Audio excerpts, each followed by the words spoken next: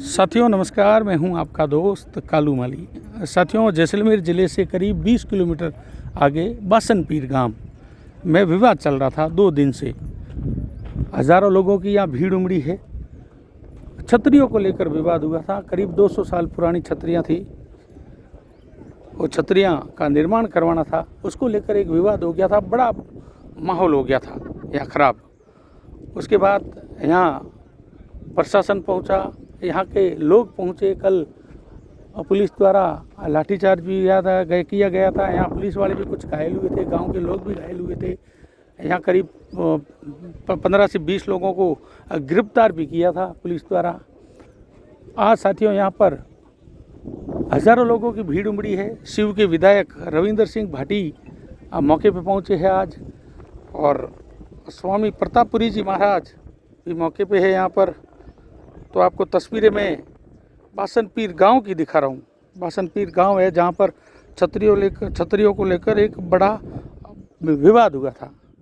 तो आप तस्वीरों में देख रहे हो शिव के विधायक रविंदर सिंह भाटी, स्वामी प्रतापपुरी जी महाराज जो विधायक है पोखरण से, शिव से विधायक रविंदर सिंह भाटी है, और जनप्रतिनिधि यहाँ पहुँचे। देखो, आशीर्वाद ले रहे हैं शिव के विधायक रविंदर सिंह भाटी स्वामी प्रतापपुरी जी महाराज का।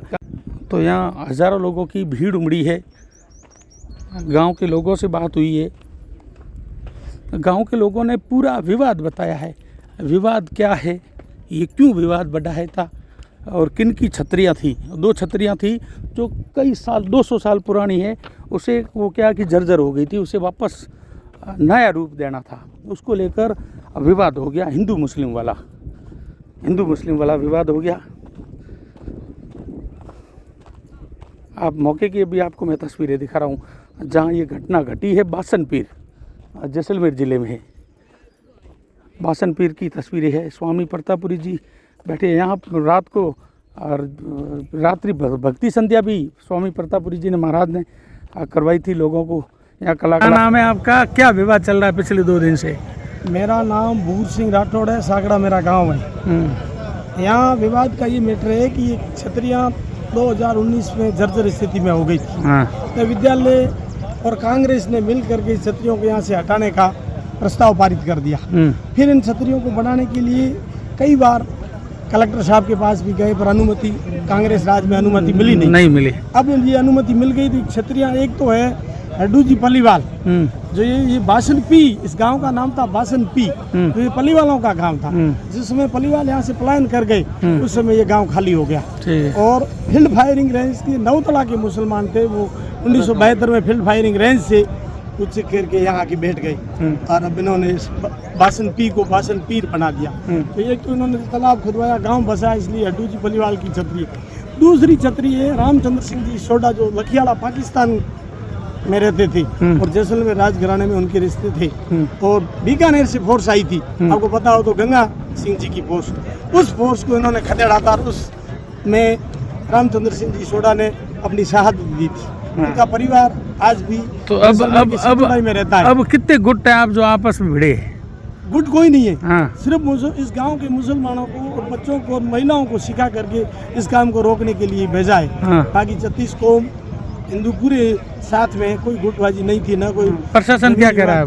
प्रशासन थोड़ा लूज रहा, तब आपस में पीटने जैसी स्थिति बन गई, जिसमें कई हिंदुओं को पीटा गया, प्रशासन को भी पीटा गया।